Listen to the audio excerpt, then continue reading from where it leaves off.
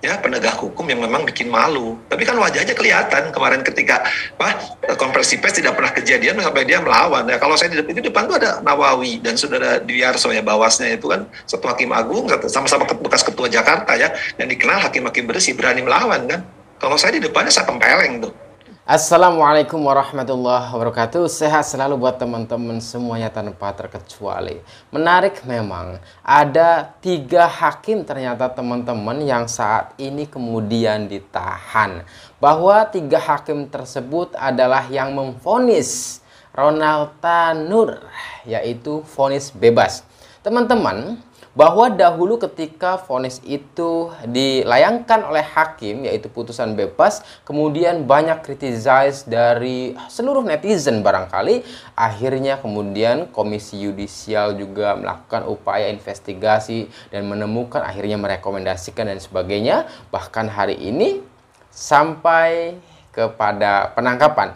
Hal yang menarik dari situ bahwa kok ternyata peradilan hukum kita begitu ya. Ternyata kok tidak sekali 2 kali ya bahwa hakim itu melakukan yang demikian.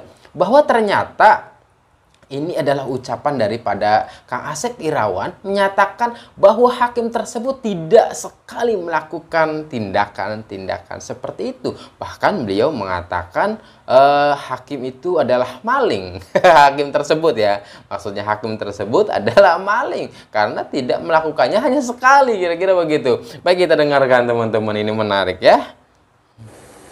Ya gitu hanya salah satu. Sebenarnya kalau harus ketangkap lebih banyak lagi gitu. Hanya ini kebetulan ke gap aja salah satu itu. Orang suka mengatakan dalam tanda petik ya itu lagi sial gitu kan. Kenapa lagi sial? Inilah sekira bagaimana kurang aturannya, sanksinya hampir setahun ini ya, bahwa Mahkamah Agung itu telah habis 100% ya menindak ya, bagaimana juga dikerahkan orang-orang Bawas Mahkamah Agung. Sepengetahuan saya Bawas Mahkamah Agung 2 periode ini yaitu dipimpin oleh Nugroho Setiaji dan terakhir oleh Dwiarso Budi Santiarso, itu betapa ketatnya, betapa kerasnya dan ditakuti, bahwa dikatakan 2 orang ini agak gila oleh para hakim. Gila dalam tanda petik, hakim-hakim benar, tapi dasar udah watak tabiat tadi yang tidak pernah mau berubah. Ya, ini kan orang yang tertangkap ini kan udah kasusnya kejadian tidak baru pertama kali. Sejak di Tanjung Karang ketika membebaskan koruptor ratusan miliar, ya dia pelakunya, tapi dia tidak. Baik, bukan hanya sekali ya teman-teman. Jadi pernah membebaskan ratusan miliar dari seorang koruptor katanya. Itu yang pertama. Yang kedua adalah yang ini ya. Pernah taubat, dia pernah dihukum ya, di Daun Palukan di Bengkulu, tapi ditempatkan lagi di daerah yang banyak transaksionalnya. Jadi kalau jadi hakim ini pernah di Daun Palukan atau dimutasikan ke Bengkulu, tetapi kemudian dipindahkan kembali di tempat-tempat yang diduga banyak transaksionalnya, katanya begitu ya teman-teman. Masya Allah, luar biasa.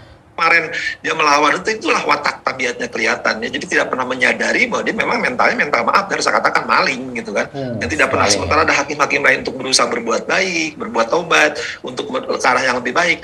Tapi ini peninggalan yang memang harus ya istilah pimpinan Mahkamah Agung yang harus dibinasakan gitu. Karena rakyat sudah tahu lah ini permainan-permainan yang tidak pernah hapus, tidak pernah terhenti, karena ada sebagian kecil hakim ya yang mentalitasnya, watak tabiatnya tadi yang tidak pernah taubat. Itulah paradigma mindset dari ya penegak hukum yang memang bikin malu. Tapi kan wajahnya kelihatan kemarin ketika konferensi pers tidak pernah kejadian sampai dia melawan. Ya kalau saya di depan tuh ada Nawawi dan saudara Dwiarso ya, bawasnya itu kan Ketua Hakim Agung, sama-sama bekas ketua Jakarta ya, yang dikenal hakim-hakim bersih, berani melawan kan. Kalau saya di depannya saya tempeleng tuh. Oke. Luar biasa itu. Ternyata hakim tersebut berani melawan ya. Walaupun ada atasannya barangkali begitu ya. Tapi Kang Asep sendiri mengatakan apabila di depan saya melawan begitu, saya tempeleng, katanya, kan luar biasa. Artinya begini teman-teman, bahwa inilah fakta hukum, fakta peradilan yang ada, fakta hakim yang ada di Indonesia.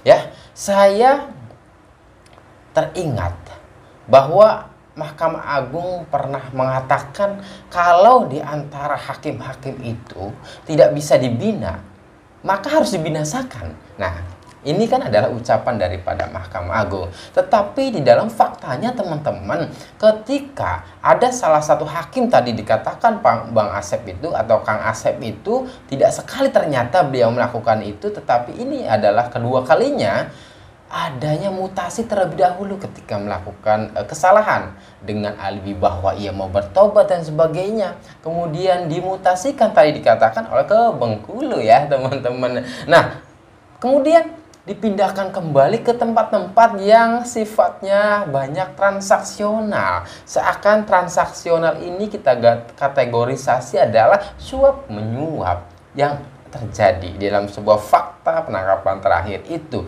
Nah, artinya teman-teman, kok dari pernyataan Mahkamah Agung itu kalau tidak bisa dibina maka harus dibinasakan.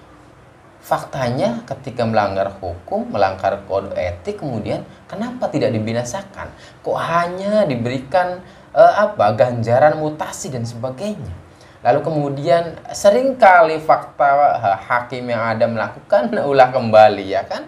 Begitu akhirnya. Nah, ini bahwa harus menjadi koreksi oleh Mahkamah Agung.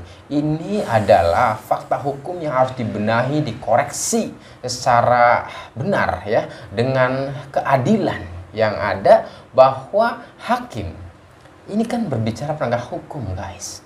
Apabila di antara hakim itu melanggar, seharusnya netizen support selalu Mahkamah Agung untuk memecat atau tadi dikatakan membinasakan ya. Bukan hanya mutasi, tetapi dibinasakan, dipecat sudah jabatannya. Sehingga kemudian ketika hakim yang melanggar apapun alibinya, mau bertobat dan tidak, itu hanya sebuah alibi dan tidak akan dipercayai secara sistem.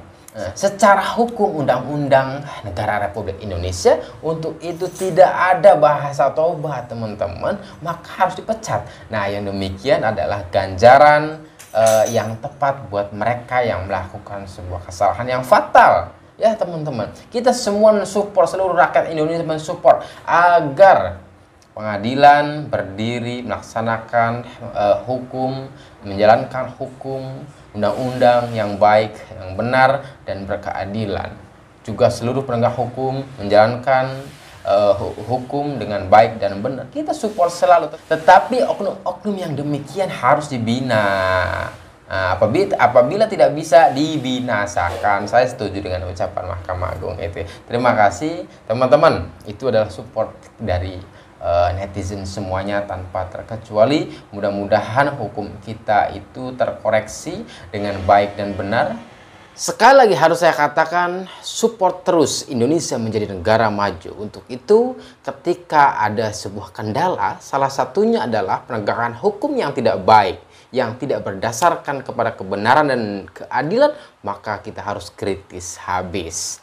Apa? Kritik kita adalah kritik membangun, untuk membangun bangsa dan negara Indonesia menjadi negara maju. Salah satu yang membuat maju suatu negara adalah hukum yang benar dan berkeadilan ya teman-teman. Apabila laju dari pergerakan Indonesia ini adalah sudah benar, maka kita harus apresiasi juga ya teman-teman.